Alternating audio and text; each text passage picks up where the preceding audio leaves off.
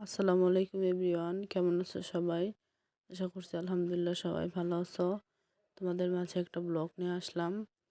আর আজকে আমি দেখাবো মুরগির মাংস কিভাবে রান্না করতে হয়। সবাই তো সবার মতো রান্না করি, কিন্তু আমি একটু অন্যরকমভাবে রান্না করব। তো এখানে আমি কিছু মাংস নিয়ে নিয়েছি। তারপরে এখানে দিয়ে দিলাম লবণ এবং হলুদ। লবণ আর হলুদ দিয়ে এটাকে মেখে নিব ভালো করে। আর অনেকেই রান্না করার সময় হলুদ হলুদ তারপর লবণ দিয়ে দেয়, কিন্তু আমি একটু ডিফারেন্টভাবে রান্না করি। হলুদ আর লবণটা দিয়ে আমি এটাকে মেখে নিই প্রথমে। তো অনেকে এভাবে রান্না করে, আবার আবার অনেকে অন্যভাবেও রান্না করে, কিন্তু যার যেরকম আর কি ভালো লাগে। কিন্তু এটা তোমরা ট্রাই করতে পারো, এইভাবেও ভালো লাগে। তো এই তো আমি মাংসগুলোকে খুব ভালোভাবে মেখে নিলাম। তো তারপর হলুদ লবণ দিয়ে মাংসগুলা মিশিয়ে তারপর একপাশে রেখে দিব। তো তারপর আমি একটা কড়াইয়ে তেল দিয়ে দিলাম পরিমাণ মতো। আর এটা কিন্তু আমার হাত থেকে দারচিনি পড়েছিল, অন্য কিছু ভাববেন না কেউ। তো এই তো এই দারচিনি তারপর এলাচ মশলা দিয়ে মশলাগুলো ভালোভাবেই ভেজে নিতে হবে। আর এটা একটু ভাজা ভাজা হয়ে গেলে তারপর এখানে দিয়ে দিচ্ছি তেজপাতা। যে তেজপাতা আর এই সব মশলা দিয়ে খুব ভালোভাবে এটাকে ভেজে নিতে হবে। তো তারপর এখানে দিয়ে দিব পরিমাণ মতো পেঁয়াজ। আর আমি আজকে অল্পই মাংস রান্না করব, এর জন্য পেঁয়াজও খুবই কম ছিল। তো এটাকেও ভালোভাবে একটু ভেজে নিতে হবে। পেঁয়াজটা একটু ভাজা ভাজা হয়ে গেলে তারপর এখানে দিয়ে দিব আদা আদা বাটা আর রসুন বাটা। আর আমার আদা বাটাটা হচ্ছে আদা আর রসুন বাটা মিক্সড করা ছিল, এর জন্য আমি এখানে পরিমাণ মতো দিয়ে দিলাম মশলাগুলো। আদা আর রসুন দিয়েও ভালোভাবে এটাকে মিশিয়ে নিতে হবে, ভালো করে একটু ভাজা ভাজা করে নিতে হবে। তারপর এখানে দিয়ে দিচ্ছি পরিমাণ মতো হলুদ। তারপর এখানে দিয়ে দেবো পরিমাণ মতো মরিচের গুঁড়া। সব মশলা এখানে দিতে হবে। তারপর দিয়ে দিব ধনিয়া গুঁড়া। তারপর এখানে দিয়ে দিব জিরার গুঁড়া। সব মশলা পরিমাণ মতো দিয়ে এখানে আমি হচ্ছে মশলাগুলো ভালোভাবে মিশিয়ে নিতে হবে। এটাকে আমি ভালোভাবে মিক্সড করে নিব। তো এই তো আমার মশলাগুলো দেওয়া শেষ।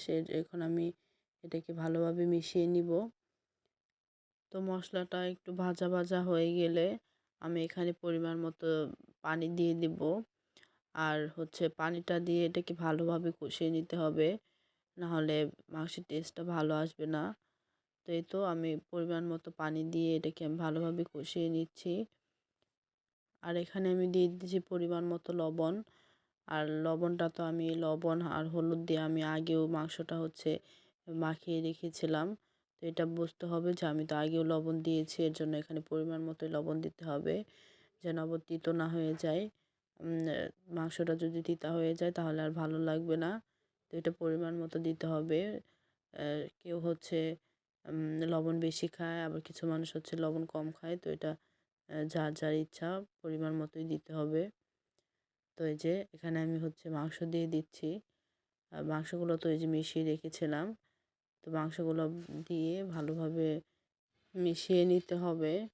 তো এই তো আমার মাংসগুলো খুবই কম। আমি আজকে খুবই কম মাংস রান্না করব। তো এই তো তারপর আলু কেটে রেখেছিলাম, আলু দিয়ে দিচ্ছি, আলু পরিমাণ মতো দিয়ে দিচ্ছি। কিন্তু আমাদের বাসায় আমার ছোট ভাই আছে, ও আলু পছন্দ করে অনেক। ও বলছিল যে আমার জন্য একটু বেশি বেশি আলু দিও, আমি আলু খাবো। তো তারপর এখানে আমি পরিমাণ মতো পানি দিয়ে দিচ্ছি, এটা ঝোল রাখার জন্য। তো আমরা যে আমার ছোটো ভাইয়ের কথা বললাম, ও ঝোলও একটু বেশি পছন্দ করে। আর বাসায় আমার কাজিনরা এসেছে, ওরাও ঝোল পছন্দ করে, এর জন্য ঝোলটা একটু বেশি দিয়েছি। তো যার যেরকম ঝোল পছন্দ করো ওরকমভাবেই দিয়ে দিবে। তো এই তো আমি বারবার মাংসটাকে দেখছিলাম। আর ফার্মের মুরগি খুব অল্পতেই গলে যায় মাংসগুলা, এর জন্য এত নাড়াচাড়া করলে মাংসগুলো ভেঙে যেতে পারে, গলে যেতে পারে।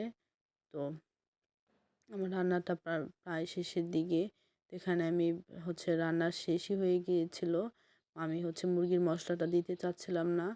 তো রান্নার শেষ আমি বন্ধ করে দিয়েছিলাম। তো আমার আম্মু বলল মুরগির মশলাটা দিয়ে দাও, তাহলে ভালো লাগবে। তো মুরগির মশলাটা দিয়ে আমি আবার একটু ভালো করে কষিয়ে নিচ্ছি। তো এই তো আমার মুরগির রান্নাটা শেষ। আর আজকে আমার মুরগির রান্নাটা কেমন হয়েছে সবাই কমেন্ট করে জানাবে।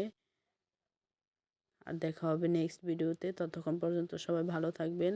আল্লাহ হাফেজ। আসসালামু আলাইকুম।